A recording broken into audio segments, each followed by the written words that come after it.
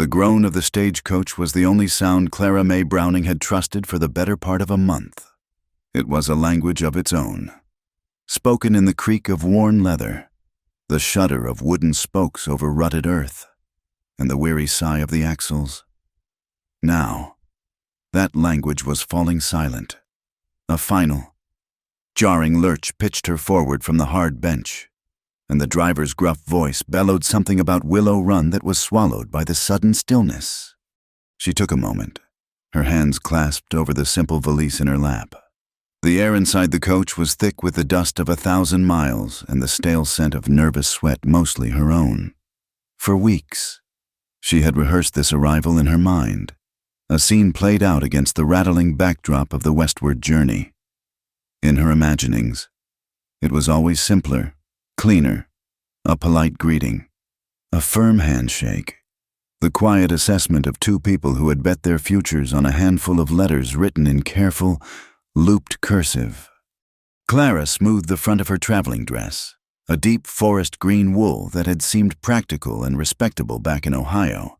Now, it felt heavy, suffocating, and far too warm for the thin, sharp air that seeped through the coach's leather flaps. She had chosen it carefully, just as she had chosen the words in her letters. She had described herself as of good health and strong constitution, and not uncomely, though possessed of a practical nature. She had mentioned her height, stating plainly, "I stand at 5 feet and 11 inches without my boots," hoping the honesty would be seen as a virtue. Perhaps it had been lost in the mail. Taking a slow, deliberate breath, she pushed open the coach door. The light was stark, a pale, late-afternoon sun that did little to warm the world. It fell on a town that was less a town and more a collection of raw timber buildings huddled together against the vast, unforgiving expanse of the plains. A wide, muddy street, more of a mire, really separated the two rows of structures with their false fronts that promised more than they delivered. The air smelled of wet earth, pine smoke, and manure. It was the smell of a place still being carved out of the wilderness, a place with no time for softness. A small clutch of people had gathered near the stagecoach stop, a raised plank platform in front of a building that called itself a hotel.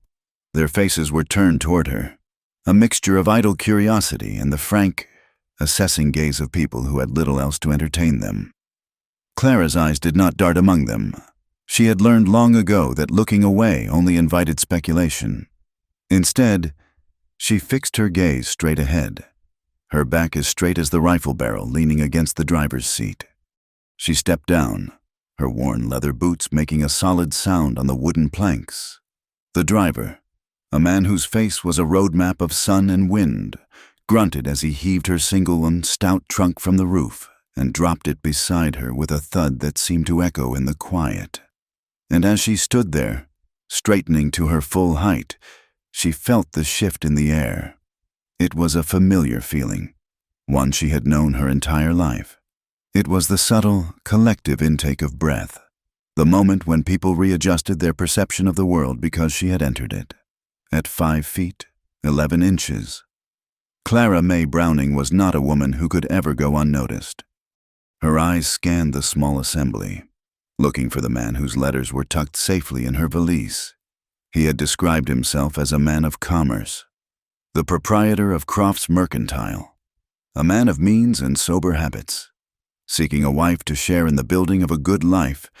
His name was Silas Croft. A man detached himself from the group. He was of middling height, with a frame that was beginning to soften around the middle. His suit was a respectable black, though a size too tight, and his face was clean-shaven, revealing a small, rather pursed mouth. His hair was meticulously oiled and combed, a dark, shiny helmet that seemed impervious to the prairie wind. He stopped a few feet from her, his gaze starting at her boots and traveling slowly, deliberately, upward. Clara felt the journey of his eyes like a physical touch, an unwelcome measurement. She saw the precise moment his gaze reached her own, the flicker of surprise in his pale blue eyes, followed by something else. It wasn't just surprise. It was a sharp, distinct displeasure, as if he had ordered a fine china doll and been delivered a sturdy fence post instead. She kept her chin level. "Mr. Croft?" she asked, her voice clear and steady, betraying none of the tremor that had begun in the pit of her stomach. He did not answer immediately. He completed his inspection, his eyes lingering on her face. She knew what he saw. Not beauty, not in the way the world defined it. Her face was too strong-boned, her mouth too wide, her jaw too firm, and her eyes, a clear, steady gray, were not coy or demure. They met his gaze directly, without apology. They were the eyes of a woman who had seen hardship and had not looked away. They were not the eyes of a woman who knew how to bend. "You are Miss Browning," he stated. It was not a question, it was an accusation. "I am," she confirmed. His lips thinned. "Your letters," he began, then stopped, his Adam's apple bobbing in his starched collar. "Your letters failed to capture the full impression." A cold knot formed in Clara's chest. This was not going as she had imagined. "I endeavored to be truthful, sir." Truthful. A small, unpleasant smile touched his lips. He glanced over his shoulder at the watching townspeople, a silent appeal to their shared understanding of how things ought to be. "A woman of your stature, it is unexpected." Clara's hands, hidden in the folds of her skirt, clenched into fists. She would not be ashamed of the body God had given her. She had been tall since she was a girl, towering over her brothers, always feeling like a sapling in a field of daisies. She had learned to carry her height not as a burden, but as a fact, immutable as the color of her eyes. "I am as I wrote," she said, her voice dropping a fraction lower. 5 feet and 11 inches. Indeed, Mr. Croft took a small, decisive step back, a gesture of finality. He looked not at her, but at the trunk beside her. "This is most unfortunate, a clear misrepresentation." "There was no misrepresentation," Clara said, the words sharp now, cutting through the prairie air. "Perhaps there was a failure of imagination on your part." The man's face flushed a dull, angry red. Her directness, her refusal to shrink or apologize, had sealed her fate more surely than her height. He had expected a bride? Yes, but a compliant one. A woman who would look up to him, literally and figuratively. He had not anticipated a partner who would meet his eyes on a level. "This arrangement," he declared, his voice rising in self-importance, "is concluded. It will not do at all." And with that, he turned on his heel. He did not offer a word of apology for the journey she had undertaken, for the life she had packed into a single trunk, for the hope she had cautiously nurtured across a continent. He simply turned and walked away, rejoining the small crowd, which parted for him and then closed behind him, absorbing him back into their ranks. He was one of them. She was not. The rejection, delivered in less than 3 minutes under the watchful eyes of the entire town, hung in the air, as stark and brutal as a gallows. The silence that followed was profound. The world seemed to stop. Then, slowly, it started again, not with a bang, but with a whisper. A low chuckle came from a pair of cowhands leaning against a post. A woman in a severe calico dress covered her mouth with her hand, but her eyes danced with a malicious amusement. Clara could feel their stares, hundreds of them, picking her apart. The tall woman, the rejected bride, the Eastern fool who had traveled all this way for nothing, the stagecoach driver who had seen more than his share of human misery, cleared his throat. "Well, ma'am," he said, not unkindly, "that's that, I suppose." He climbed back onto his seat, gathered the reins, and with a crack of his whip, the stagecoach rumbled onward, leaving a cloud of dust and Clara May Browning behind. She stood perfectly still on the wooden platform, alone with her trunk. She did not cry. The tears were a luxury she could not afford. They would come later, in the dark, where no one could see. For now, There was only the cold, hard reality of her situation. She was stranded in a strange town, with no one to meet her, no place to go, and a reputation that had preceded her first step onto its muddy soil. She lifted her gaze from the planks at her feet and looked past the curious faces, past the raw, unfinished buildings. She looked toward the distant, hazy line of hills that met the enormous, indifferent sky. Her shoulders were straight, her chin was up. The world had just handed her a bitter humiliation. But Clara May Browning would not, could not, bow her head. Not now, not ever, for a long time. Clara did not move. The sun dipped lower, painting the raw edges of the buildings in hues of orange and bruised purple, and the chill of the coming evening began to creep into her bones. The stares of the townsfolk had softened from overt spectacle to furtive glances from behind curtains and doorways. She was no longer a fresh disaster, but a lingering problem, an unseemly object left on the town's doorstep. Humiliation was a fire that burned hot and fast. The cold dread that followed was a far heavier burden. She could not stay on this platform forever. With a resolve that came from some deep, untapped wellspring within her, Clara bent and gripped the leather handle of her trunk. It was heavy, containing all she owned in the world. But the weight was a familiar, grounding thing. She hoisted it off the platform, her boots sinking slightly into the thick, cloying mud of the street. She left it there for a moment, a temporary anchor, and with her valise in hand, she walked toward the hotel. The sign, painted in peeling gold letters, proclaimed it the Willow Run Grand Hotel, a name far too proud for the two-story clapboard structure. Inside, the air was stale with the scent of cheap whiskey and old cigar smoke. A thin, balding man behind the counter was polishing a glass. He looked up as she entered, his eyes taking in her height and her travel-worn dress. He had been on the platform. He had seen everything.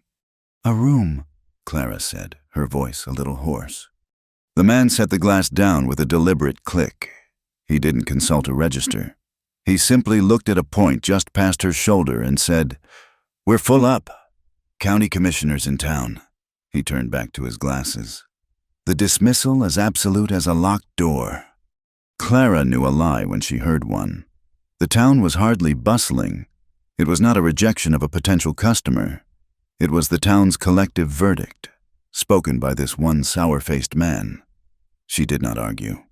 She turned and walked back out into the fading light, the brief, cruel hope extinguished. She tried a boarding house at the other end of the street, its windows grimly dark. A woman with a face like a dried apple answered the door, looked her up and down, and slammed it shut without a word. The message was clear. Willow Run had no room for her. The story of her rejection by Silas Croft had spread like a prairie fire, and no one wanted to be associated with the cast-off mail-order bride. Panic, cold and sharp, threatened to pierce the armor of her composure. She could feel it rising in her throat. She had a little money, enough for a week's board, perhaps two, but money was useless if no one would take it. The thought of sleeping in a stable, or worse, in the open, was a terrifying one. To have come so far, to have endured so much, only to be brought this low. It was a smell that saved her. A warm, yeasty, wonderful smell, laced with the sweet promise of cinnamon and baked apples. It was a scent of life, of sustenance, of home. It billowed from a small, tidy building tucked between the assessor's office and a vacant lot. Alma's Bakery. The simple sign read, unlike the other buildings, its windows were clean, and in a long box beneath them, a row of hardy red geraniums fought a brave battle against the coming frost. It was a sign of care, an island of intention in an ocean of indifference. Clara hesitated on the boardwalk in front. What could a bakery offer her? But the warmth seeping from beneath the door was an irresistible pull. She pushed it open. The heat washed over her, a blessed relief. The air was thick with the scent of baking bread. A large brick oven dominated the back wall, its mouth glowing with a soft, orange light. Sacks of flour were stacked neatly in a corner, and on a long wooden table, a dozen loaves of bread were cooling on racks. Behind the counter stood a woman who seemed as solid and rooted as the oven itself. She was not old, but her face was weathered, etched with lines that spoke of sun and wind, not age. Her graying hair was pulled back in a severe, practical bun, and her eyes, the color of a stormy sky, were sharp and missed nothing. Her hands and forearms, dusted with flour, were sinewy and strong. She watched Clara approach, her expression unreadable. "Looking for bread?" the woman asked, her voice a low, gravelly thing. "I'm looking for a room," Clara said, the words coming out more tiredly than she'd intended. The woman's sharp eyes assessed her from head to toe. There was no surprise, no pity, just a quiet, thorough evaluation. "Heard the hotel's full up," she said, wiping her hands on her apron. The corner of her mouth twitched, a hint of dry amusement. "So I was told. I'm Alma Rose." "Clara May Browning." Alma nodded slowly. "I know who you are. The whole town knows. News travels fast when it's bad." She leaned forward, her strong hands resting on the wooden counter. "Stage comes back through heading east in 2 days. You could be on it." Clara felt a spark of defiance flare to life within her, chasing away the chill of despair. She stood up straighter, her spine stiffening. "I didn't spend a month of my life in that rattling box just to be sent back like a faulty parcel," she said, her voice resonating with a strength that surprised even herself. She met the older woman's gaze without flinching. "I didn't come here to fit in. I came to live." For a long moment, Alma Rose just looked at her. The silence stretched, filled only by the crackle of the fire in the oven. Then, a slow, genuine smile spread across the woman's face, transforming her severe features. It was like watching the sun break over a rocky landscape. "Well, I'll be," she murmured, more to herself than to Clara. She grunted, a sound of decision. "There's a room out back, old storeroom. It ain't much. Got a cot and a wash basin. Roof keeps the rain out most of the time. You'll have to use the outhouse. Rent's $2 a week." Relief washed over Clara so powerfully her knees felt weak. "Thank you," she whispered. "I can pay. I have money." "Good," Alma said briskly. "Because I don't run a charity. You can bring your trunk around, and you can start earning your keep tomorrow morning." The room was exactly as Alma had described it, small, windowless save for a single grimy pane high on the wall, and smelling faintly of old flour and mice. But the cot had a clean, patched quilt. The floor was swept, and most importantly, the door had a sturdy wooden bolt on the inside. It was a sanctuary. That night, after hauling her trunk from the street and bolting the door behind her, Clara finally allowed the tears to come. They were silent, scalding tears of humiliation, fury, and a profound, aching loneliness. But when they were spent, she slept a deep, dreamless sleep, the comforting smell of the bakery a constant, warm presence. The next morning, Alma put her to work. The first task was to mend the bakery's faded gingham curtains. It was a test, Clara knew. Alma watched as she threaded the needle, her movements deft and sure. Clara lost herself in the simple, repetitive motion of the stitches, each one tiny, even, and strong. She had always found a strange peace in sewing. It was a quiet act of creation, of mending what was torn, of making something whole again. She finished by noon. Alma inspected the work, holding the curtain up to the light, her sharp eyes missing nothing. She ran a calloused thumb over the neat line of stitches. She gave a single, satisfied grunt. "Good hands," she said. It was the highest praise Clara could have imagined. That afternoon, Alma set a cup of strong, hot coffee on the table where Clara was wiping down flour sacks. "Elias Thorne, the blacksmith.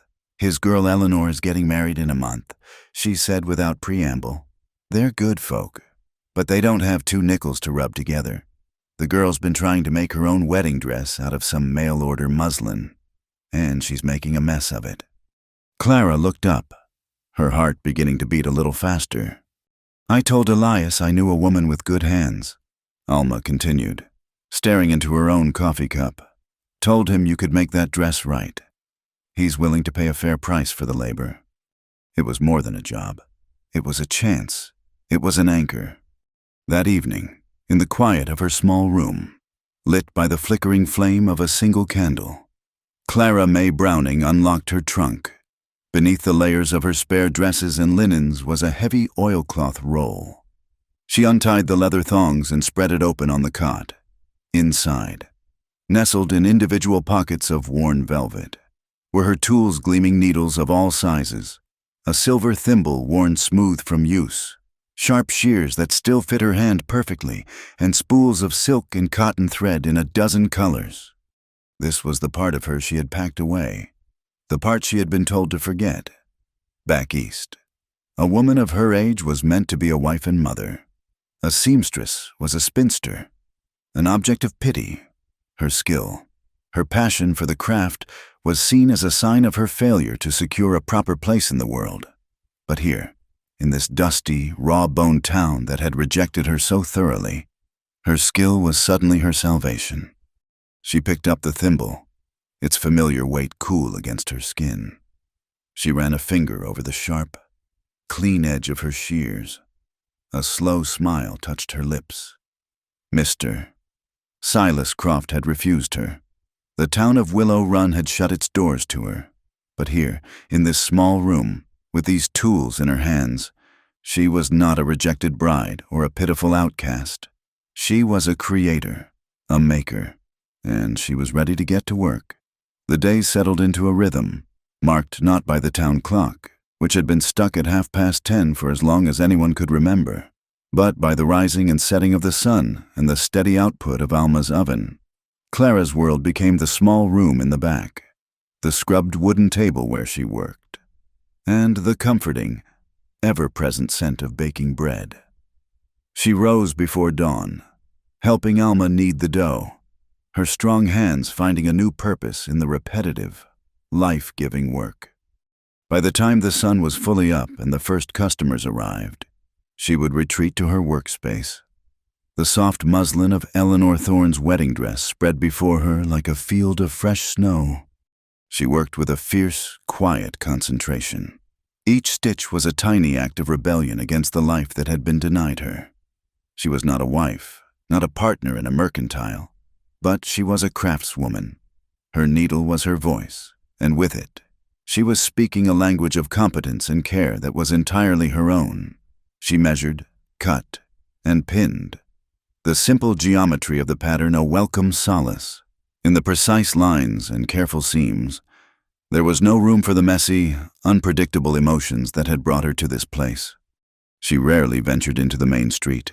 Her needs were few, and Alma would procure them for her. But she was aware of the town's continued existence, of the whispers that still followed her name like a shadow. She felt the eyes on the back of her neck when she stepped out to the outhouse or to hang a washed sheet on the line. She was a fixture now, a local curiosity known as the tall seamstress, or, in less charitable circles, Croft's Folly. She ignored it all, pouring her energy into the dress, into the bread, into the simple, solid facts of her new life. He arrived as the sun was bleeding its last colors across the sky, turning the dusty air to gold. Clara was sitting at her table, her head bent over her work, the last of the light catching the silver of her needle. She was attaching a row of tiny seed pearls to the bodice of Eleanor's dress, a small, extravagant detail she had found in her own supplies, her gift to the blacksmith's daughter. She was so absorbed she didn't hear him approach. It was a shadow falling over her table that made her look up.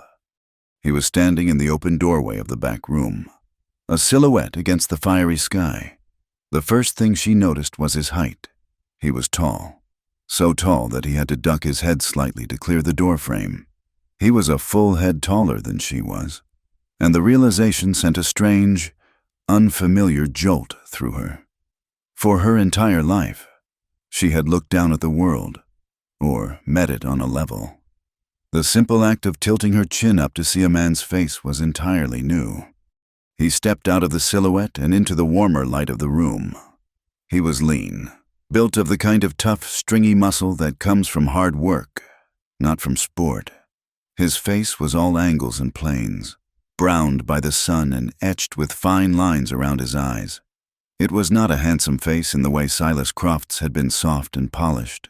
It was a landscape, weathered and real. His eyes, a startlingly clear, pale blue, met hers with a direct, unblinking gaze. There was no judgment in it, no surprise, just a quiet assessment. He was holding a saddle. It was slung over his good shoulder, a heavy, dark shape of worn leather. The other arm hung a little stiffly at his side, and she could see a dark, dried stain on the shoulder of his dusty canvas shirt. The saddle was old, its leather cracked and faded, and a long, ugly tear ran along the skirt. "Heard there was someone here who could mend things," he said. His voice was low and quiet, with a rough, gravelly edge to it, like stones rolling in a slow-moving river. Clara put her needle down, her brief moment of surprise giving way to a cool, professional calm. This was business. "I can," she said. He stepped forward and carefully laid the saddle on the floor, moving with a controlled grace that seemed at odds with his size. He straightened up, and she saw him wince, a barely perceptible tightening of his jaw as the movement pulled at his injured shoulder. "Fender's torn, too," he said, pointing to another rip near the stirrup leather. "Caught it on a branch. Came down hard." She rose from her stool and went to the saddle, kneeling to examine it. The leather was old but of good quality. The damage was severe but not irreparable. She ran her fingers over the torn edges, feeling the texture of the hide, her mind already calculating the type of stitch, the thickness of the thread, the tools she would need. She was no longer Clara May Browning, the rejected woman. She was a seamstress, an artisan, and this was her craft. "It will take a strong needle," she said, more to herself than to him, "and waxed thread. It will hold, the scar will show, but it will be stronger than the original." "Don't mind scars," he said quietly, "long as it holds." She looked up at him from her place on the floor. "I can do it. It will take a few hours." He nodded. "What do I owe you?" Clara stood, wiping the dust from her hands onto her apron. She hadn't thought about payment. She was so accustomed to bartering her labor for her keep with Alma. She thought of the small stack of coins in her valise. $1. She said it sounded both too high and too low. He gave another short nod, his expression unreadable. "I'll be back," he said, and then he was gone, disappearing as quietly as he had arrived, leaving the scent of dust, leather, and the open plains lingering in the warm, flower-scented air. Clara went to work. She brought her heavy oilcloth roll to the table and selected her tools, a sharp awl to punch the holes, a pair of sturdy pliers, a thick, curved needle, and a spool of heavy, black, waxed linen thread. Mending the saddle was a different kind of work than sewing muslin. It required strength, leverage, and patience. She lost all track of time. The room grew dark, and she lit a lantern, its steady golden glow pushing back the shadows. The bakery in front went quiet as Alma closed up for the night. The only sounds were the rhythmic scrape of the awl piercing the tough leather, the pull of the thread, and the soft sigh of the lantern. It was hard. Physical work. Her fingers grew sore, and her shoulders ached. But it was a good ache. It was the feeling of useful, tangible creation. She was finishing the last section of stitching when his shadow fell across the doorway again. He was carrying a heavy armload of firewood pinon and cedar, split and bone dry. He didn't say a word, but walked past her to the small hearth in the corner of her room and began to stack the wood neatly, creating a solid, well-ordered pile. When he was done, he turned to her. In his other hand, he held an apple turnover, wrapped in a piece of clean cloth. It was still warm from Alma's oven, and the sweet cinnamon scent of it filled the room. He placed it on the corner of her table, well away from her work. "The wood in this," he said, his voice still low, "instead of the dollar, if that's agreeable." Clara looked at the neatly stacked wood, which would keep her warm for a week. She looked at the warm pastry, a simple, unexpected kindness. It was a payment of effort and thought, not of cold coin. It was worth far more than $1. "It's agreeable," she said. She pulled the last stitch tight, knotted it twice, and snipped the thread with her shears. The mending was done. The scars were visible, dark lines against the faded brown of the leather, but they were strong, honest repairs. He came over and ran a calloused finger over her work, his touch surprisingly gentle. He nodded, a small, approving motion. "You have good hands," he said. It was the same thing Alma had said, and hearing it from this quiet stranger sent a warmth through her that had nothing to do with the hearth. He lifted the saddle, settling it on his hip to spare his injured shoulder. He turned to leave, then paused in the doorway. He looked around the small, spare room, at the wedding dress gleaming on its stand in the corner, at her tools laid out on the table. "It's quiet back here," he observed. "Yes," she said, "I like the quiet." He considered that for a moment. Most folks don't. They get nervous, feel they gotta fill it up with noise, so they don't have to hear what they're thinking.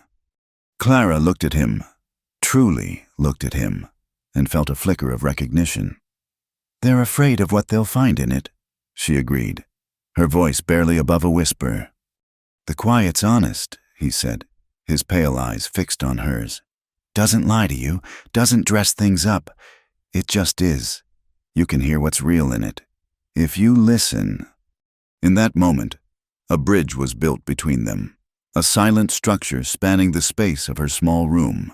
They were two solitary people who had, by different paths, come to the same conclusion. They had found a strange sort of comfort in stillness, a refuge in the absence of noise and expectation. He was the first person in Willow Run, perhaps in her entire life, who had not looked at her and seen a problem to be solved or an oddity to be judged. He had simply seen another person who understood the value of silence. He gave her one last nod. "Ma'am," he said, a simple acknowledgement of respect, and then he stepped out into the darkness and was gone. Clara stood for a long time in the quiet room. She touched the neat stack of wood. She picked up the apple turnover, its warmth seeping into her cold fingers. She had mended his saddle, and in return, he had given her fire and food, and something else she hadn't even known she was missing, a moment of perfect, unspoken understanding. The name came first as a whisper, carried on the wind with the dust from the street. It was spoken behind a cupped hand in Croft's Mercantile, or murmured over a fence between two women hanging their laundry. Then it grew bolder, a low chuckle from the men loitering outside the saloon. They called her the Giant Seamstress, a name that was both a statement of fact and a jeer, a way of marking her as different, a creature of sideshow proportions. The other name was crueler, reserved for the women whose gossip was sharpest. To them, she was simply the Abandoned, a title that stripped her of her name and reduced her to the sum of her most public humiliation.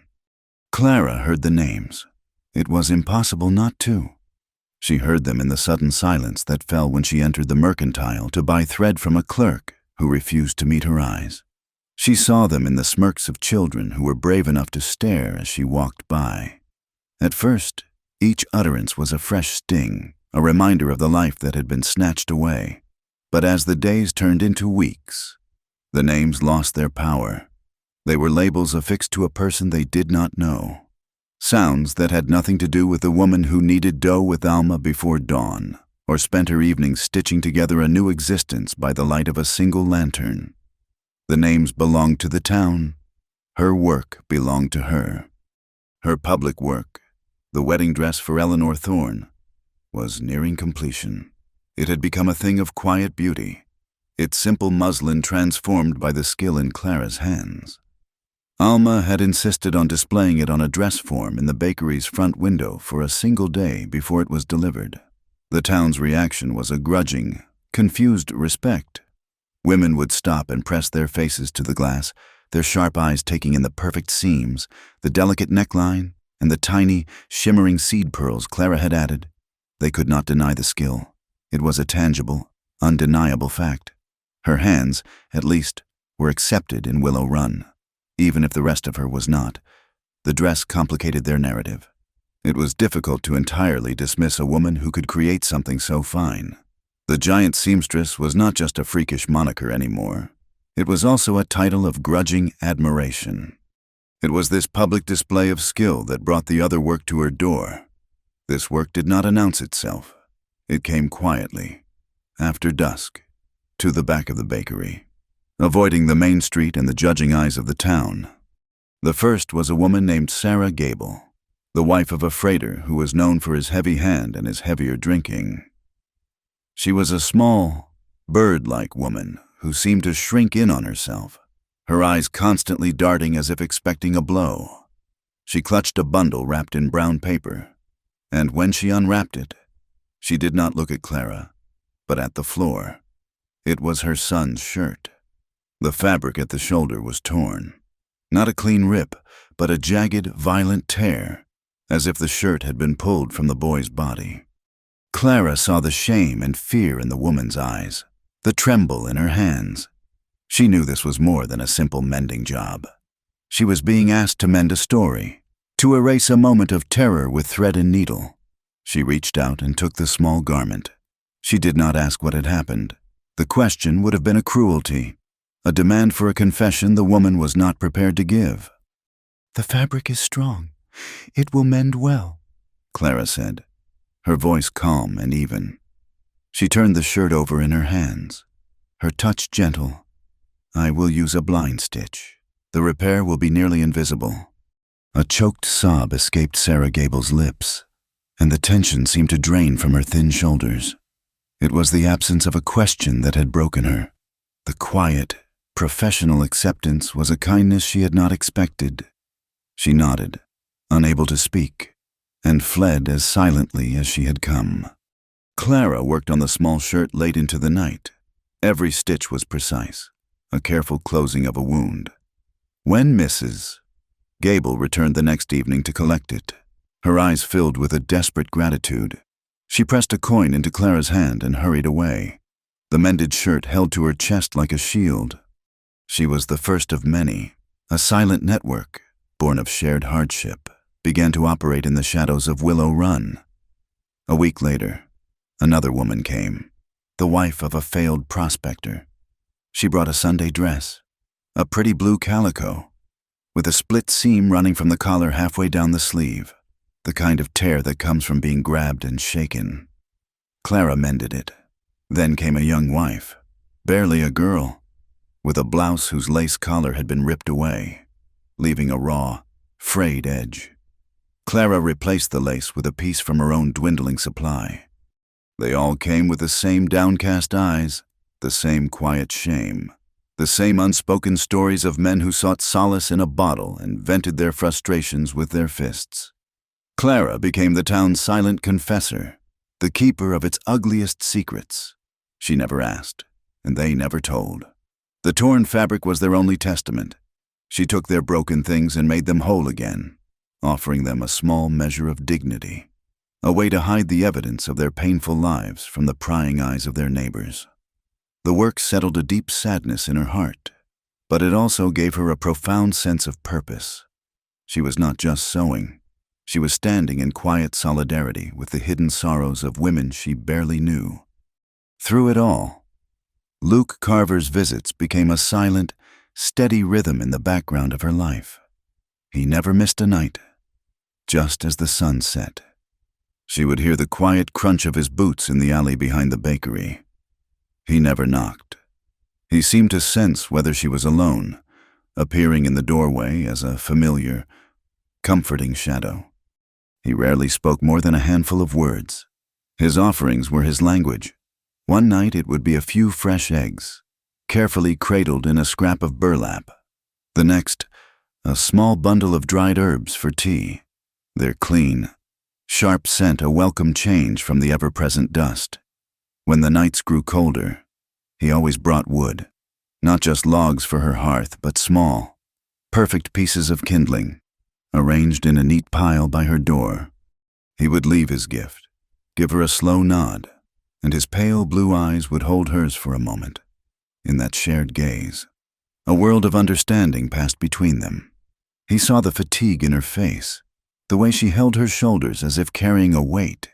He did not know the specifics of her secret work, but he seemed to sense the toll it took.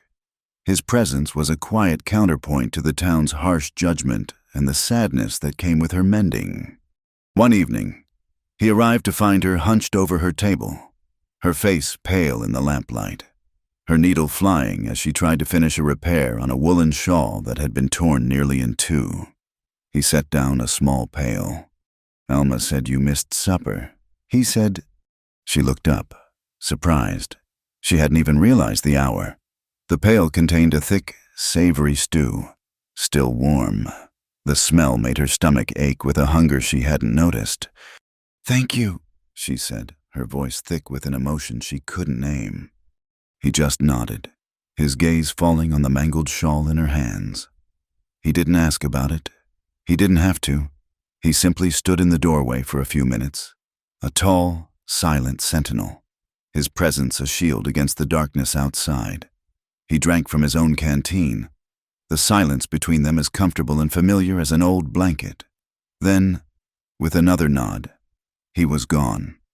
Clara ate the stew, the warmth spreading through her, chasing away some of the deep chill that had settled in her soul.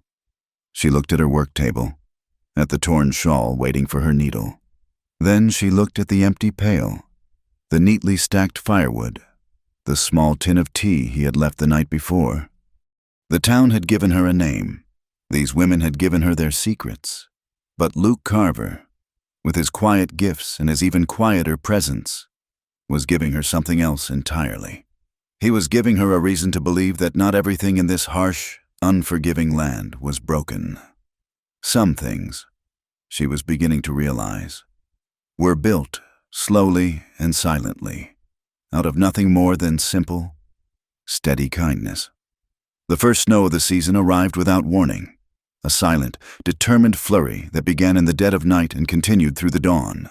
It was not a blizzard, but a soft, thick blanket that muffled the sounds of the town and turned the muddy street into a pristine, white expanse. It transformed the raw, unfinished edges of Willow Run into something temporarily beautiful, but the beauty came with a biting, relentless cold that seeped through the walls of the bakery. Clara felt it in her small room, a deep chill that the patched quilt on her cot could not entirely ward off. She spent the day working close to her small hearth, her fingers stiff as she stitched the final seams of Eleanor Thorne's dress. The sadness of her secret mending work always seemed heavier on cold days, the sorrows of the town feeling sharper, more acute. As dusk settled, painting the snow-covered landscape in shades of blue and violet, she heard Luke's familiar footsteps, muffled by the fresh powder. When he appeared at her door, he was dusted with snow, and the load of firewood in his arms was immense, far larger than his usual offering. He stacked it carefully by her hearth, the seasoned oak and pine promising a long, hot fire. But he wasn't finished. He stepped back outside and returned with a heavy, folded object. It was a thick wool blanket, old and worn, but clean and smelling faintly of cedar. "Found an extra," he said, his voice a low rumble in the quiet room. He laid it gently at the foot of her cot. Clara stared at the blanket, then at the generous pile of wood. She looked at his face, his cheeks reddened by the cold, his pale eyes steady and calm. For weeks, she had accepted his quiet gifts, these nightly rituals of sustenance and comfort. She had told herself it was a fair trade for the work she had done on his saddle. She had told herself it was the way of the West, a simple bartering between neighbors. But this was more. This was a deliberate, consistent pattern of care that went far beyond a simple debt. And it was beginning to feel like a weight, an obligation she didn't understand. Kindness, in her experience, always came with an unspoken price, and the not knowing was more unnerving than any open demand. She had to know. "Luke," she said, speaking his name for the first time. It felt both strange and natural on her tongue. He had turned to leave, but he stopped, his tall frame filling the doorway. He turned back to face her, waiting. She drew a steadying breath, her hands clasped in front of her to still their trembling.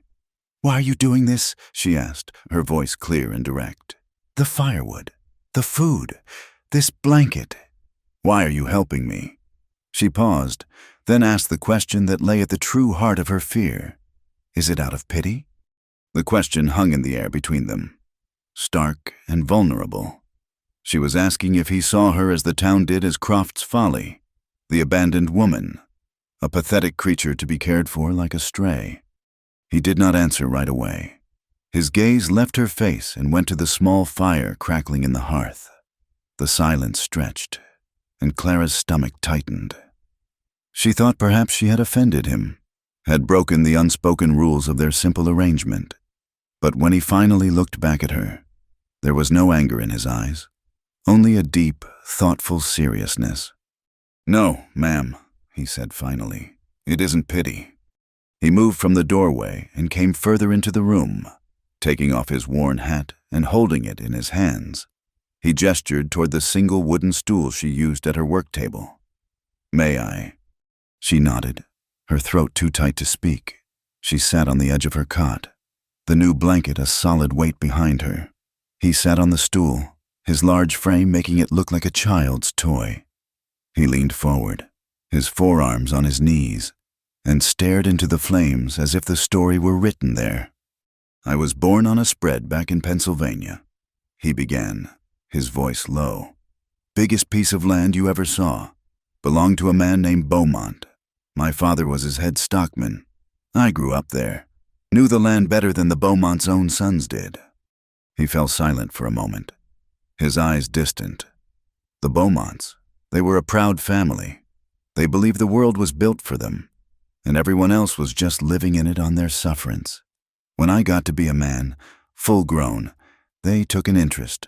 I was strong, good with horses. Old man Beaumont, he liked to have big men around him, made him feel bigger. Clara listened, motionless, sensing this was a story he had not told many times. "But he wanted more than just your work," Luke continued, his voice hardening slightly. "He wanted you to know your place. He wanted your head bowed when he spoke to you. He wanted you to thank him for the air you breathed. He wanted you to be grateful that you weren't him. And he picked up a small piece of kindling and poked at the logs in the hearth, sending a shower of sparks up the chimney. "I couldn't do it," he said simply. "I'd look him in the eye. Same as I'm looking at you, my father. He begged me. He said it was the way of the world, that a man has to bend to get by, but it ain't in me to bend like that.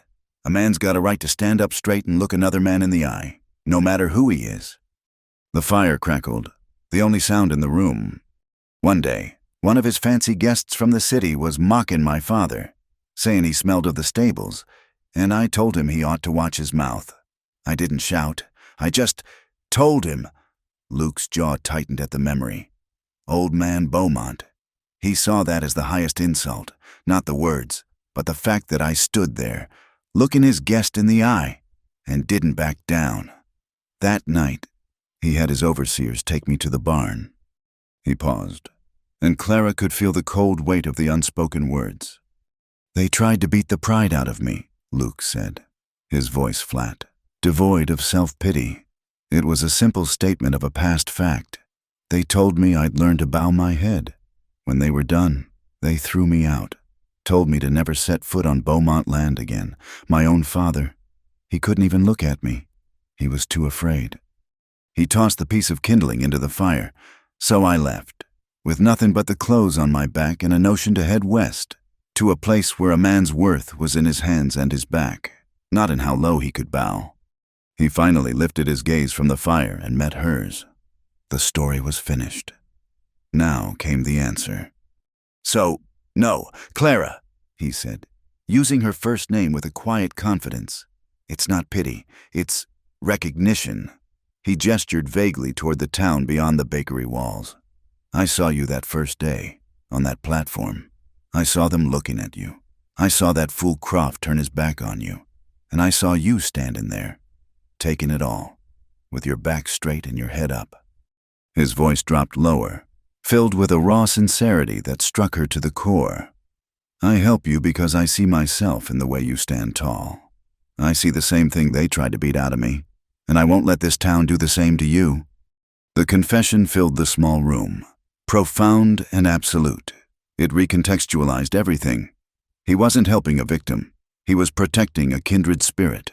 He saw past the humiliation, past the gossip, and had recognized the one thing she held on to most fiercely, her refusal to be broken. Tears welled in her eyes, but she would not let them fall. She simply nodded, a deep, slow acknowledgement of his story, and of his truth. The fire in the hearth had burned low, the logs turning to glowing embers. The cold of the night was pressing in again. Luke stirred, making a move to stand, to retreat back into the night as he always did. "The fire," Clara said, her voice soft. "It's a cold night. It won't last till morning." It was an invitation, a question, and a statement all in one. He understood. He looked at her, then at the hearth, and gave a small nod. He took the stool and moved it closer to the fire, settling in for a long watch.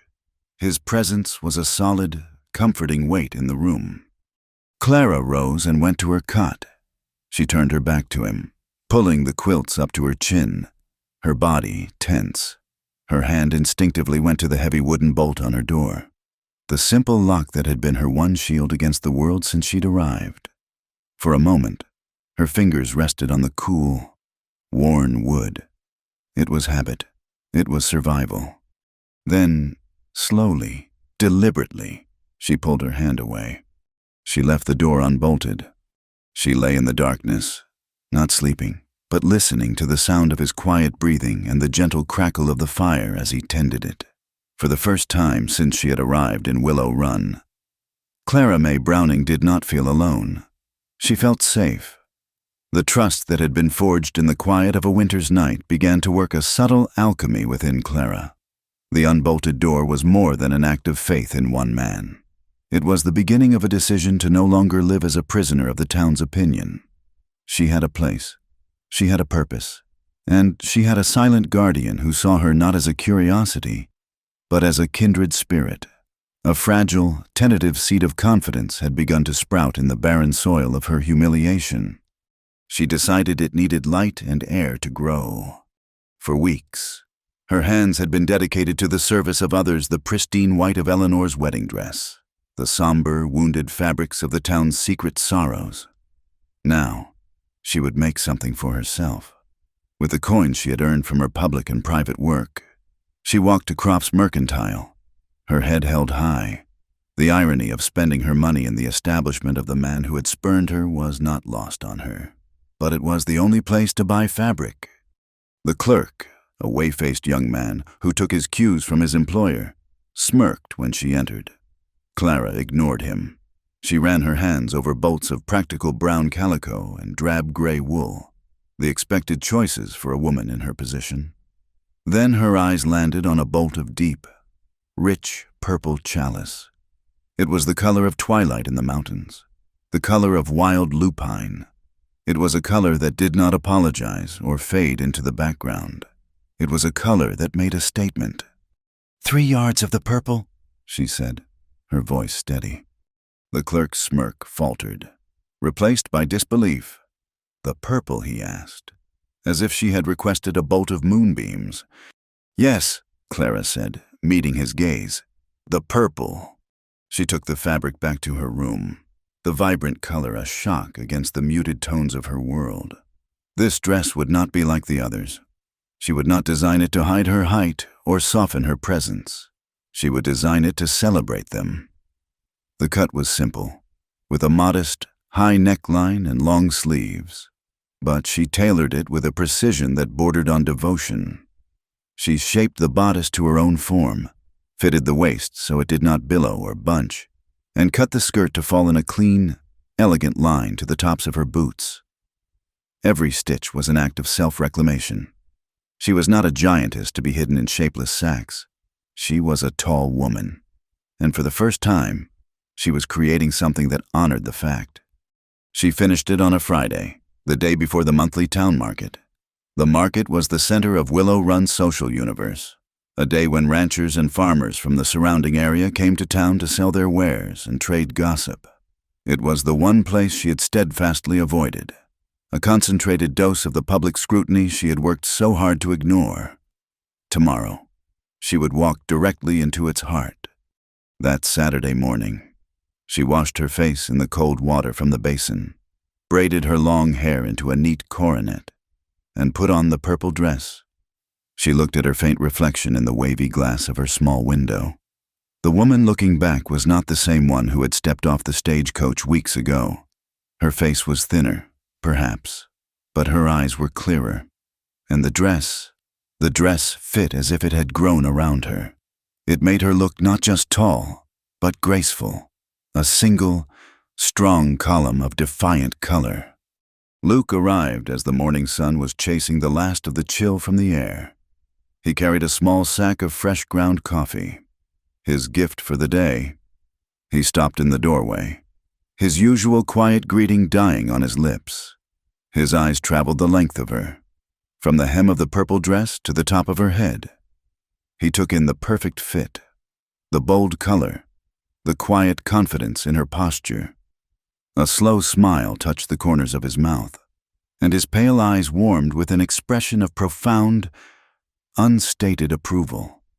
"Clara," he said, and the way he spoke her name was a compliment more eloquent than a string of flowery words. He understood. He saw the dress not just as a garment, but as a declaration. "Market's today," he stated, setting the coffee on her table. "It'll be crowded." He paused, then met her gaze. "Let's go." It was not a question. It was a quiet assumption that they would face it together. Walking beside him down the main street was a new experience. For once, her height was not a solitary spectacle. Next to Luke's equally commanding frame, she felt balanced. They were a pair. As they approached the open square where the market was in full swing, she could feel the change in the atmosphere. Conversations faltered. Heads turned. A ripple of whispers spread through the crowd like a breeze through dry grass. The giant seamstress was out, and she was not dressed in the somber colors of a forgotten woman. She was a beacon of vibrant purple, and she was not alone. Clara's hand instinctively went to her skirt, a nervous gesture she had not made in years. She felt the familiar heat of 100 pairs of eyes on her. The urge to turn back, to retreat to the safety of her small room, was a physical pull. Then, Luke's hand was on the small of her back, a light but firm touch. "Just walk," he murmured, his voice for her ears alone. She lifted her chin and walked. They moved through the throng, past tables piled high with squash and potatoes, past crates of clucking chickens and pens of bleating sheep. And then she saw him. Silas Croft was standing on the boardwalk in front of his mercantile, holding court with the mayor and another well-dressed merchant. He was smiling, a self-satisfied, proprietary expression on his face as he surveyed the town that was his domain. Clara's breath caught in her throat. Her steps faltered. This was the man who had, with a few curt words, defined her entire existence in this town. He was the author of her shame. Luke must have felt her hesitation. His hand on her back guided her forward, not away from Croft, but directly toward him. His path was deliberate, unswerving. They were going to walk right past him. Panic fluttered in Clara's chest. She did not know if she could bear the contempt she would see in his eyes. They were 10 feet away when Silas Croft saw them. His smile froze. His eyes widened in disbelief, first at the sight of her out in public, then at the astonishing purple of her dress. His gaze flickered to the tall man at her side, and a look of pure, unadulterated disdain twisted his features. He drew himself up, preparing a sneer, a cutting remark that would put this audacious woman back in her place for all the town to hear. They were almost upon him. Clara braced herself for the impact of his scorn. And then Luke acted in one smooth, deliberate motion. He reached down and took her hand. It was not a gentle, polite touch. His large, calloused hand closed around hers, engulfing it completely. His grip was firm, warm, and possessive. It was a silent, unambiguous act, a gauntlet thrown down in the center of the town square. It was a gesture that said more than 1,000 words ever could. Asterisk, this woman is not abandoned. She is not alone. She is with me. They walked past Silas Croft, their joined hands swinging slightly between them. Clara chanced to look at him. His mouth was hanging slightly open, the prepared insult forgotten. His face was a mask of stunned, impotent fury. He had been rendered irrelevant in that single, silent moment. Luke had rewritten the town's entire story about her. The whispers of the crowd were still there, but they sounded different now, tinged with shock and confusion. But as Clara looked away from Silas Croft's face, she found she no longer cared. The noise of the market, the haggling, the laughter, the livestock, all of it began to fade into a distant hum. The sea of staring faces became a blur, a painted backdrop to the one thing that was real. She looked up at Luke. He was not looking at Croft or the crowd. He was looking down at her, and in his eyes, she did not see defiance or triumph. She saw a deep, steady reassurance. She saw the quiet promise he had made in her room come to life. Asterisk, I won't let this town break you. The world, with all its judgment and cruelty, simply fell away. There was only the solid, grounding pressure of his hand around hers, and the infinite, honest quiet in his eyes. She smiled, a real, genuine smile that reached all the way to her soul. She was no longer the abandoned. She was no longer the giant seamstress. She was Clara, and she was holding the hand of the one man in the world who saw her exactly as she was.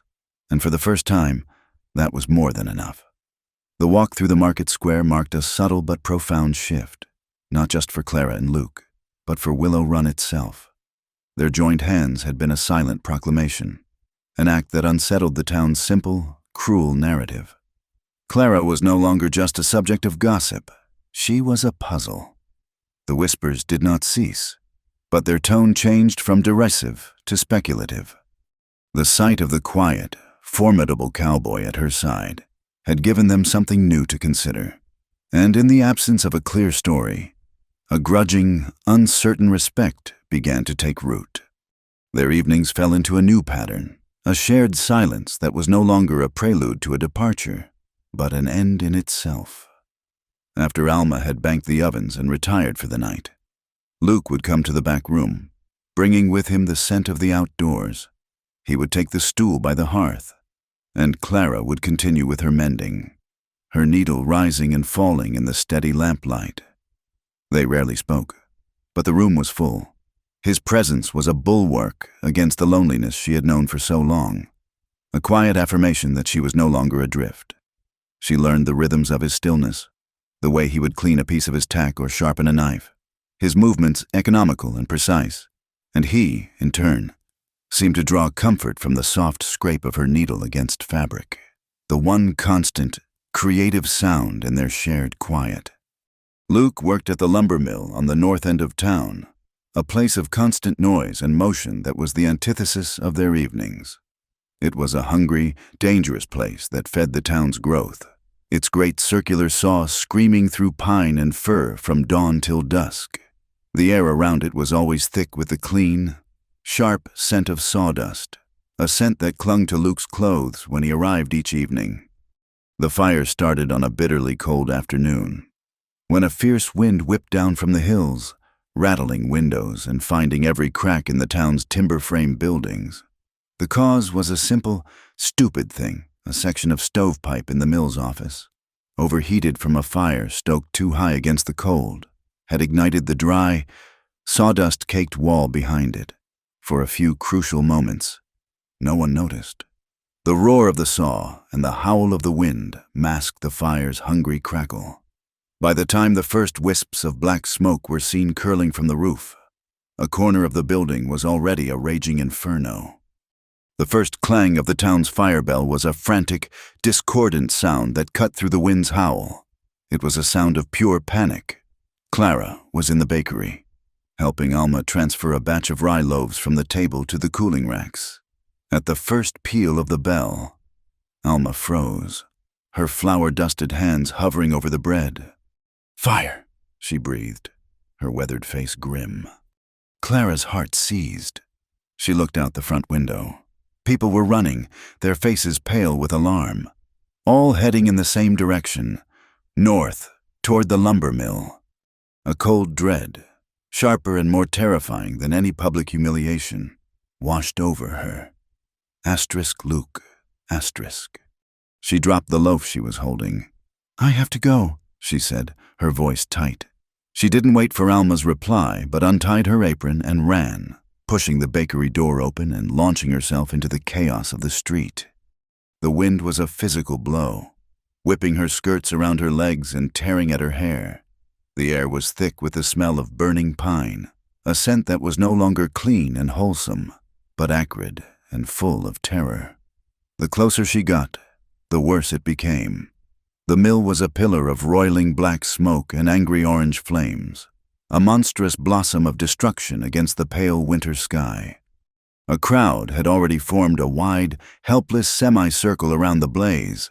Men shouted useless instructions while a bucket brigade, a pitifully inadequate response to the inferno, was trying to form a line to the town well. The heat was immense, a physical presence that drove the onlookers back. It was a scene of chaos and futility. The mill was already lost. Clara's eyes scanned the crowd frantically, searching for one tall figure. She didn't see him. Panic clawed at her throat. She pushed her way forward, ignoring the protests of those she shoved aside. "Where are the mill hands?" she shouted at a man whose face was black with soot. Most got out, he yelled back over the roar. "Jedediah, the new boy. He was trapped in the office. Luke Carver went back in for him." The word struck Clara like a physical blow. He went back in. As if on cue, a figure staggered out of the main doorway, half carrying, half dragging a younger man who was coughing violently. It was Luke. He got the boy clear of the entrance and shoved him toward the crowd before turning to go back. But a collective groan from the building stopped him. The main roof beam, glowing like a demonic ember, was beginning to sag. "Luke, get out of there! Someone screamed!" He took a step back, his eyes on the groaning structure. But he was too late. With a sound like a cannon shot, a secondary beam from the loading bay, weakened by the fire, tore loose from its moorings. It did not fall cleanly. It swung down like a scythe, crashing into a stack of lumber and then onto the ground, bringing a cascade of burning planks and debris with it. Luke had tried to leap clear, but his boot had caught on a loose board. The falling timber missed his body, but the end of it, a massive, charred piece of pine, slammed down across his left leg, pinning him to the ground. A collective gasp went through the crowd. Luke was trapped, not 20 feet from the main structure, whose walls were now visibly buckling. He struggled, pushing against the immense weight, but it was no use. His face, stark in the firelight, was a mask of pain and grim determination. The men at the front of the crowd surged forward, then stopped, paralyzed by fear and the sheer, overwhelming heat. The main roof groaned again, a final, terrible sound of surrender. "It's coming down, stay back," the fire chief yelled. No one moved. They stood frozen, watching in horror as the man who had just saved a boy's life was about to be consumed by the fire. They were good men, but they were not fools. To run in there now was suicide. Clara saw none of it. She did not see the terrified crowd or the collapsing building. She saw only Luke, his face contorted in pain, trapped beneath the burning wood. The world narrowed to that single, horrifying point.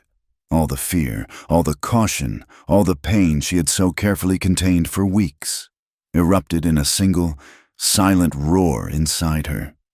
She moved. She broke through the line of stunned men like a charging bull, her only thought to close the distance between them. She heard someone shout her name, a cry of warning, but it was a distant, meaningless sound. The heat was a solid wall, searing her skin, stealing the air from her lungs. Smoke billowed around her, stinging her eyes, making her choke. She reached him, falling to her knees in the dirt and ash beside him. Luke, his eyes wide with pain, found hers. "Clara, get back," he gasped. "The whole thing, it's going." "Not without you," she said, her voice a raw, ragged thing. She grabbed the beam. The wood was brutally hot, sending splinters of fire into the palms of her hands, but she barely felt it. She planted her feet, bent her knees, and pulled. It was like trying to lift the world. The weight was immense, immovable. Her muscles screamed, her back bowed under the strain. For a terrible second, nothing happened. Then, from some deep, primal well of strength she never knew she possessed, she found more. It was the strength born of a month of kneading dough, of hauling her own heavy trunk, of carrying the weight of a town's scorn. It was the strength of a woman who had refused to bend. She let out a cry that was torn from the very root of her soul and heaved. The beam moved.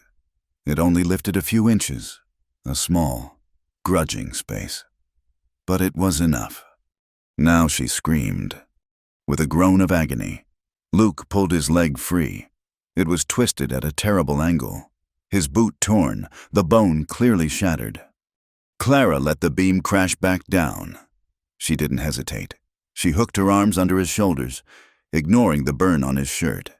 "You have to help me," she grunted, and began to drag him backward, away from the roaring furnace. He was a dead weight, a massive, inert man, and she was fueled by nothing but terror and adrenaline. She dug her heels into the soft earth, pulling, stumbling, her lungs on fire. Behind them, the main roof of the mill finally gave way, collapsing inward with a deafening roar and sending a volcano of sparks and embers high into the twilight sky. The wave of heat that followed was like the blast from an open furnace door. It pushed them, sending them sprawling to the ground a safe distance away. Clara lay there, gasping for air, her body trembling with exhaustion and shock. She was covered in soot, her dress torn, her hands raw and bleeding.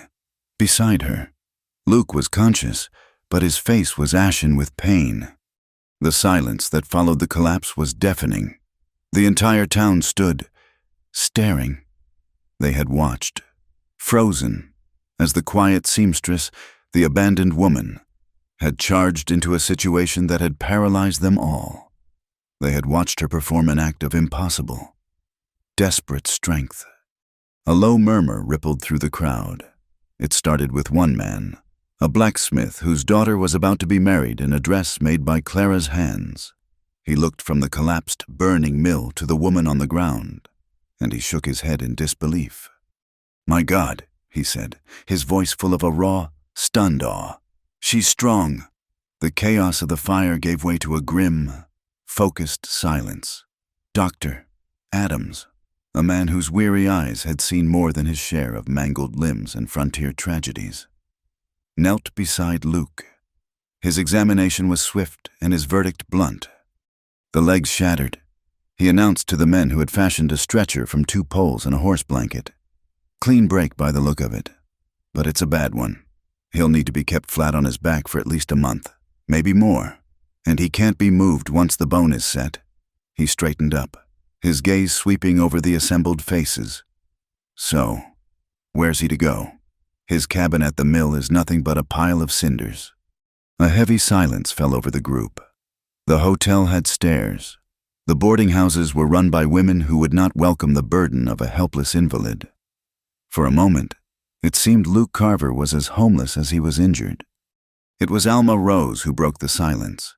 She pushed her way to the front, her face smudged with soot. her eyes sharp and decisive. She looked down at Luke, then at Clara, who stood a few feet away, her hands still raw, her body trembling with the aftermath of adrenaline.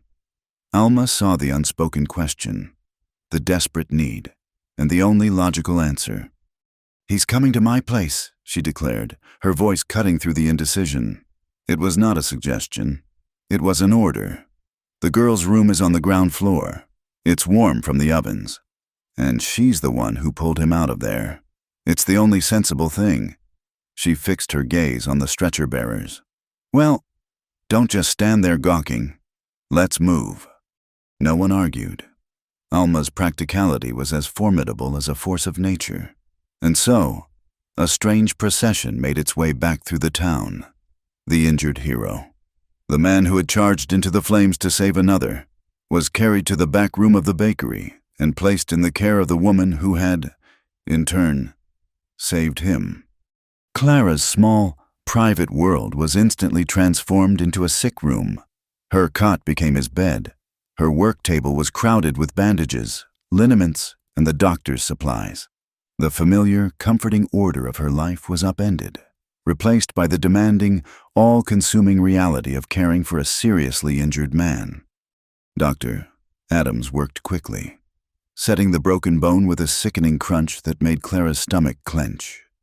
Luke, fortified with a heavy dose of laudanum, bore it with a sweat-soaked, stoic silence, his hand gripping the edge of the cot until his knuckles were white.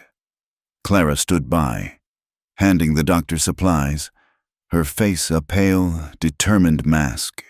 When the leg was splinted and tightly bound, the doctor gave her a long, appraising look. "He's lucky you were there, miss," he said, packing his bag. "And he's lucky he has you now. This won't be easy. Keep the leg elevated. He'll have a fever for a day or two. See that he drinks. I'll be back tomorrow." The town, however, saw things differently. The story of Clara's heroic act, which had for a few hours earned her a stunned, universal respect, was quickly overshadowed by a new, far more tantalizing narrative. Luke Carver, a handsome, unmarried man, was being housed in the private room of Clara May Browning. An unmarried woman, the circumstances a raging fire. A life-or-death rescue were immediately forgotten, dismissed in favor of the scandalous impropriety of the arrangement. The gossip started before Luke's fever had even broken. It was a low, persistent hum that emanated from the mercantile, the dressmaker's shop, and the church sewing circle, the town's self-appointed moral guardians. Women who wielded reputation like a weapon began to whisper. Under the same roof, they would murmur, their eyes wide with feigned shock. And her, a woman of no family, who came here under questionable circumstances to begin with. "Alma Rose ought to have more sense," another would add. "It's a disgrace. What kind of example does that set?" Clara was oblivious at first. Her world had shrunk to the four walls of her room and the man lying helpless in her bed. She learned the geography of his fever, the slight rasp in his breathing, the way his brow would furrow in his drugged sleep. She spooned broth and water between his lips. She bathed his face with a cool cloth. She sat for hours in the quiet, watching him, a fierce, protective instinct rising in her that was stronger than any emotion she had ever known. His vulnerability was a raw, open thing, and her care was the shield that protected it. But the world outside could not be ignored forever. After 2 days, she had to venture out for more bandages and a stronger soap. As she walked down the main street, she felt the change. The looks she received were no longer ones of curiosity or grudging admiration. They were sharp, cold, and judgmental. The whispers were no longer behind cupped hands. They were spoken just loud enough for her to hear as she passed. She entered the mercantile, the bell above the door announcing her presence like a summons. The store fell quiet. Silas Croft was behind the counter, and a formidable woman named Martha Prentice, the wife of the town mayor, was standing beside him. Mrs. Prentice was the undisputed general of the town's social hierarchy, a woman whose approval could make a life and whose disapproval could break it. She turned as Clara approached, her gaze sweeping over Clara's soot-stained and mended dress with open disdain. "Miss Browning," she said, her voice dripping with false concern, "we were all so impressed by your display of strength at the fire, a truly masculine effort." The insult was as sharp as a pinprick. "But we are now given to understand that you are housing Mr. Carver alone." Clara met the woman's hard, righteous gaze. The old Clara, the one who had arrived on the stagecoach, would have flushed with shame, mumbled an excuse, and fled. But that Clara was gone, burned away in the heat of the fire. "Doctor, Adams has entrusted me with his care," Clara said, her voice low and even. "His care misses," Prentice scoffed, sharing a knowing look with Silas Croft, who was watching with a cruel smirk. "A woman's reputation is a fragile thing.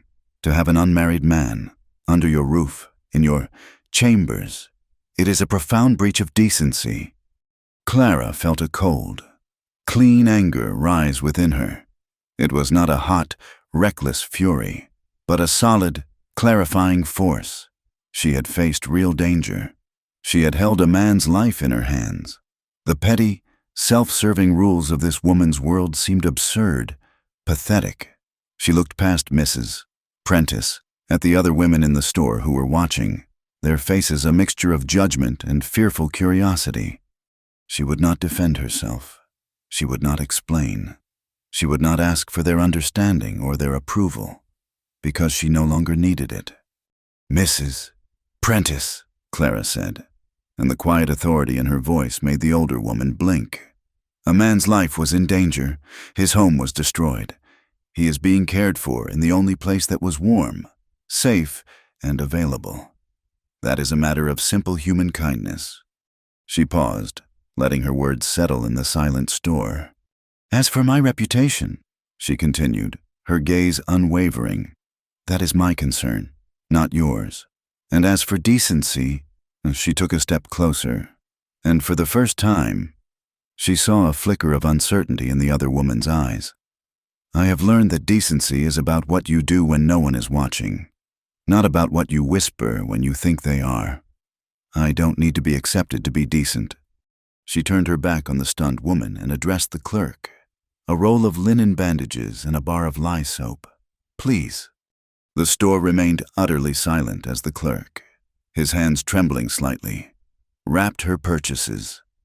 Clara paid her coins, took her package, and walked out, her back as straight as a ship's mast in a storm. She did not look back. She did not need to. She had not won a battle, because she had refused to fight on their terms. She had simply stated her own. When she returned to the quiet warmth of her room, Luke was awake, his eyes clear of the fever for the first time. Followed her as she unwrapped her parcel. "Heard voices," he rasped, his own voice rough from disuse. "Just the town," she said, dipping a fresh cloth in a basin of water. "Being what it is." She sat on the stool beside his bed and began to gently clean the grime from his face. He watched her, his expression unreadable. The gossip and judgment of the world raged just outside their door. But in that small, quiet room, it had no power. Here, there was only the patient and his caregiver, the rescuer and the rescued. There was only a simple, profound, and unbreakable decency that needed no one's approval but their own. The weeks of Luke's recovery were a slow, quiet lesson in the nature of healing. It was not a steady, upward climb, but a series of small, painful victories. Clara watched as he progressed from the absolute stillness of fevered sleep to the grim-faced effort of sitting up, his shoulders braced against the wall. Then came the day doctor. Adams brought a pair of rough-hewn crutches. Learning to use them was an agony that Luke bore with a silence that was more profound than any cry. Each clumsy, sweat-soaked attempt to cross the small room was a testament to his unbreakable will. In the long hours of the evening, as his body worked to knit bone and sinew back together, he began to talk, not about his past or the Beaumonts, but about the land around Willow Run. He spoke of the northern forest, a stretch of old-growth pine and aspen that bordered the high meadows. It was, she came to understand, his sanctuary. "It's quiet in there," he told her one night, his eyes fixed on the ceiling as if he could see the trees through the roof. "The wind sounds different under those big pines. Not angry, like it is out on the plains. It just sings." He described the way the light filtered through the canopy in long, dusty shafts, the thick carpet of needles that muffled a man's footsteps, the cold, clear water of the creek that ran through its heart. A place like that. "It's been standing a long time," he'd said. "It knows how to be still. Reminds a man that some things are stronger than he is." Clara understood that the forest was more than just trees to him. It was a kindred spirit, a place that, like him, refused to bow. The town, meanwhile, was wrestling with its own kind of recovery. The lumber mill, the town's primary employer, was a blackened ruin. Men who had worked there their whole lives were now idle, their days spent loitering outside the saloon, their face etched with a new, anxious uncertainty. Willow Run was a town built on timber, and its heart had been cut out.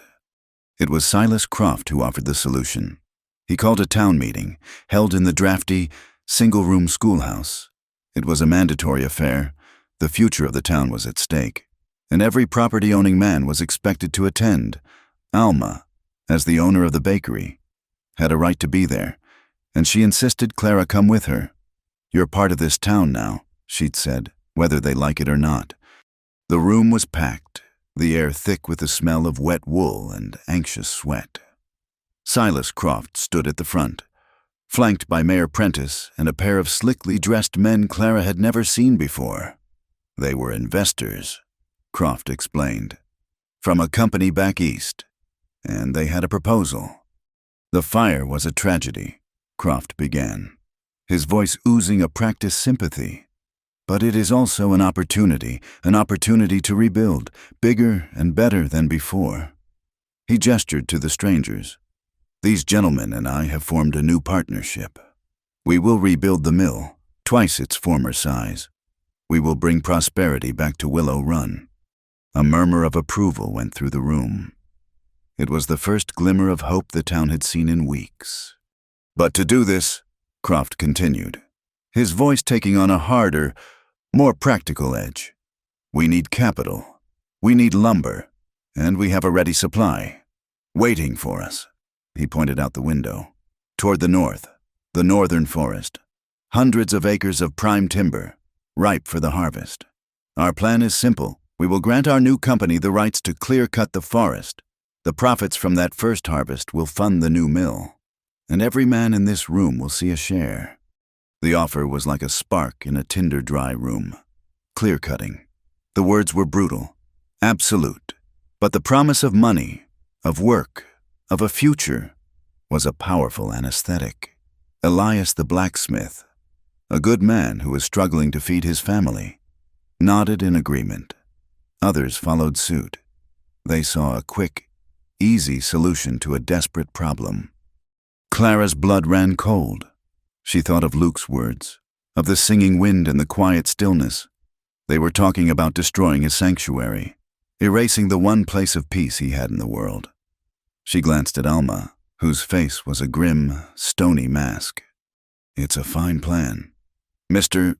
Croft," one of the ranchers said, "but that creek in the woods feeds my stock. What happens to it when the trees are gone?" "Progress has its price," one of the strangers said smoothly, "but the prosperity will more than compensate for any minor inconveniences." Clara felt a slow burn of anger begin in her chest. Minor inconveniences. She looked at the faces of the men in the room, good men, frightened men, willing to trade something old and beautiful for a quick handful of coins. They were choosing the easy way, the way that required them to look down at the ground and see only the dirt and the dollars, not up at the trees and the sky. She felt a nudge at her elbow. It was Alma. The older woman didn't speak, but her eyes held Clara's, and in them was a clear, unspoken challenge. "You have a voice. Use it." Clara stood up.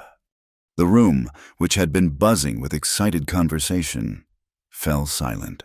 Every head turned to look at her, at the tall woman in the simple wool dress who had, until this moment, been a silent, enigmatic presence in their town. Silas Croft's face tightened into a mask of pure contempt. "Miss Browning," he said, his voice dripping with condescension, "this is a town matter, a business matter. Surely you have nothing to add." Clara's heart was pounding against her ribs, but her voice, when it came, was steady. "I do, Mr. Croft," she said, her gaze sweeping over the silent, staring faces. "I am not a businesswoman. I am not a landowner, but for the past several weeks, I have been a student of healing, and I believe that is a subject relevant to this town today." A confused murmur went through the room. "I have spent every day watching a man recover from a grievous injury," she continued, her voice gaining strength. "I have watched a shattered bone begin the slow, painful work of mending itself. It is not a quick process. It is not an easy one. It requires patience. It requires the body to rebuild, cell by cell, from the inside out. If we had chosen the easy way, the quick way, Dr. Adams would have taken a saw to his leg. The problem would have been solved in an hour, but the man would have been forever diminished." She let the image hang in the quiet room. She could see the men shifting uncomfortably. "Our town has suffered a grievous injury," she said, her voice softening, becoming more personal. "The fire took our mill. It took our security. We are all in pain. And you, Mr. Croft, you are offering us the surgeon's saw. You offer us a quick, clean amputation, clear-cut the forest. You say, take the fast money and solve the problem. And you are right. It would be a solution. But we, as a town, would be forever diminished. We would be left with a permanent scar, a barren hill where something strong and beautiful once stood." She looked directly at Elias the blacksmith. "Mr. Thorne, what happens to that creek when the spring rains come and there are no roots to hold the soil? Will the water run clear for your daughter's children, or will it run thick with mud?" She turned to the ranchers. "What happens when the north wind blows this winter, and there is no longer a forest to break its force? Will your homes be warmer or colder?" These were not angry accusations. They were quiet, reasonable questions. She was not attacking their desire for prosperity. She was asking them to consider the true cost of it. "Healing," she said, her voice dropping, "drawing them in, requires that we work with what is strong, not just cut away what is broken. That forest is one of the strongest things we have. It has stood for generations. Luke Carver told me that a man can hear the truth in the quiet of that place. The truth is, there are other ways. We could be selective in our harvest. We could build a smaller mill now, one we can afford, and let the forest replenish itself. It would be slower. It would be harder. It would require patience and faith in ourselves." She paused, and her gaze finally settled on Silas Croft, whose face was pale with fury. But she was no longer speaking to him. She was speaking to the heart of the town. "I came to this town with nothing. You all know my story. You gave me a name, the abandoned. And for a time, I believed it. I lived in the shadows. I kept my head down. But I have learned that a person's, or a town's, worth is not measured by the easy path they take, but by the difficult choices they make to preserve their own integrity." Her voice resonated with a clear, unshakable conviction. "Look at the choice before you. One way leaves us with quick money and a dead mountain. The other leaves us with hard work, a slower recovery, but with our self-respect intact. One way is a scar, the other is a promise." She took a deep breath and delivered her final, quiet plea. "Don't choose the easy way. Choose the way that lets us lift our heads." She sat down. The silence in the room was absolute. It was not the silence of agreement or of disagreement. It was the silence of a room full of men who had been forced to look at a simple problem and see, for the first time, its profound and complex soul. Clara had not given them a business plan. She had given them a mirror. And in it, they were being asked to see not what they were, but what they could choose to be.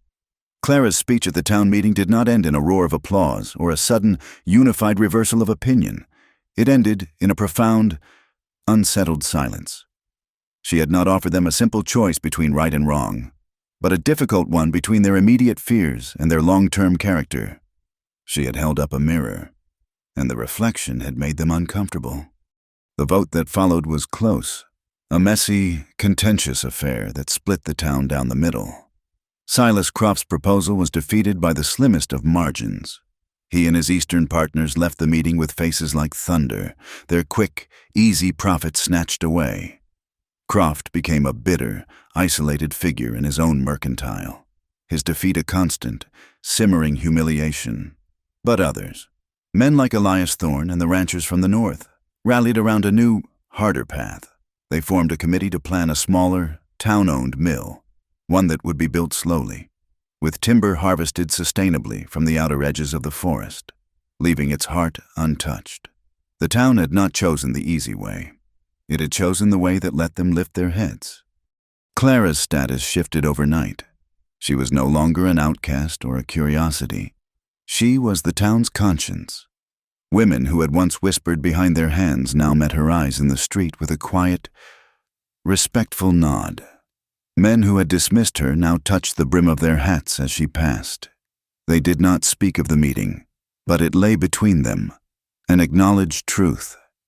She had seen their fear and had shown them their own strength.